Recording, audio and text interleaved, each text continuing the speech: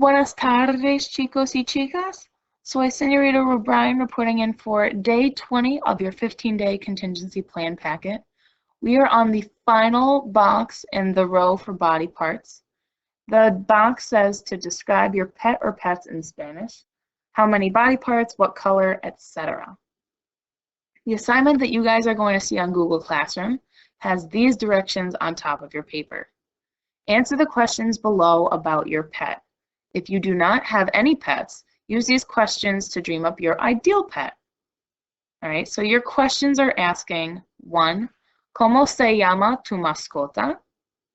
Number 2, ¿Cuántos años tiene tu mascota? Number 3, ¿de qué color es el pelo de tu mascota? Number 4, ¿de qué color son los ojos de tu mascota? And number 5, ¿cómo es tu mascota? I'm going to answer your question of why you see these little slashes in a second, okay? But if you're unsure of how to answer these questions in Spanish, I gave you an example right on your paper. So I do actually have a pet at home because mascota is the word for pet. We've already done the pet vocabulary, which I can post for you with this assignment so that you can reference it. All right, so my example to answer each question, all right, ¿Cómo se llama tu mascota? For number 1, I said, mi mascota es un perro. Mi perro se llama Riley. So I do have a dog at my parents' house, and his name is Riley. ¿Cuántos años tiene tu mascota? Riley tiene 13 años. Now, I'm using tiene here because this is one of your expressions that you use tener for in Spanish when you're talking about how old someone is, right? He's an old man. He's 13. He's going to be 14 in October, okay? Number 3, ¿de qué color es el pelo de tu mascota? Riley tiene pelo rubio, right? So he's got yellow fur, right? But we're going to use the word pelo here because if you have a cat or a horse or some other animal, they might not necessarily have fur. They might have feathers and they might have like hair like us. So use the word pelo when you're talking about the color, right? Just make sure that for pelo, whatever color you use to talk about, you're going to use the O ending because the hair color here is going to be an adjective, so it has to agree. Number 4, ¿de qué color son los ojos de tu mascota?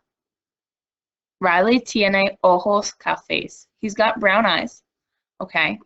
And make sure, again, just like I did for the pelo rubio, right? Assuming that your pet has both of their eyes intact, you're going to use ojos, right?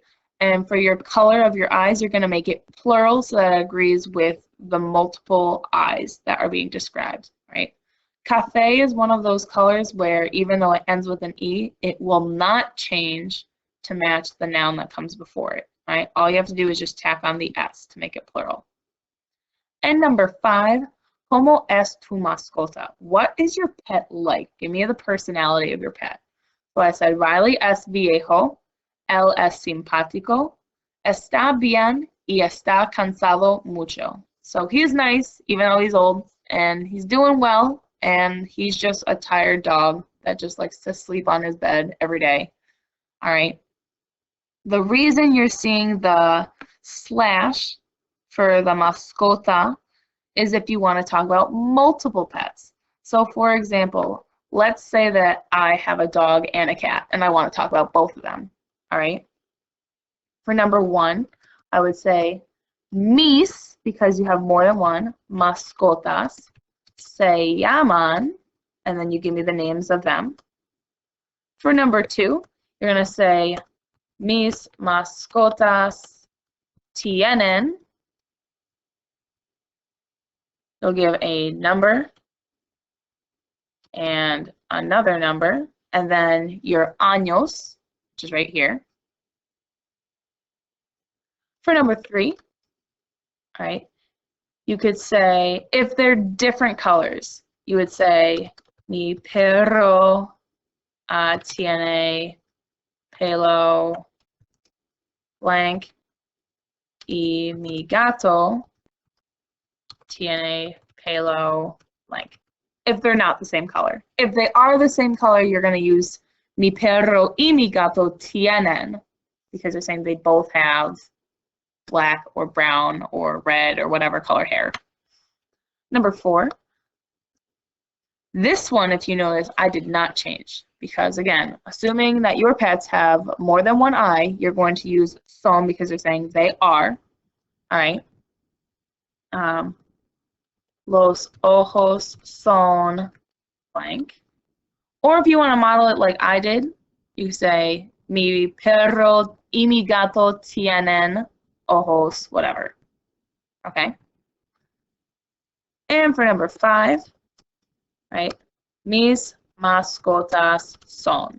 And then you give me a description. Just make sure if you're talking about more than one pet, simpático is going to turn to simpáticos. You're going to say están bien y están cansados. Okay. If you have any questions, please feel free to email me at my Whitesboro email. I'm going to be starting to look at your assignments from last week so I can keep track of who is doing what. If you celebrate Passover, I hope you have a happy Passover. If you celebrate Easter, I hope you have a happy Easter.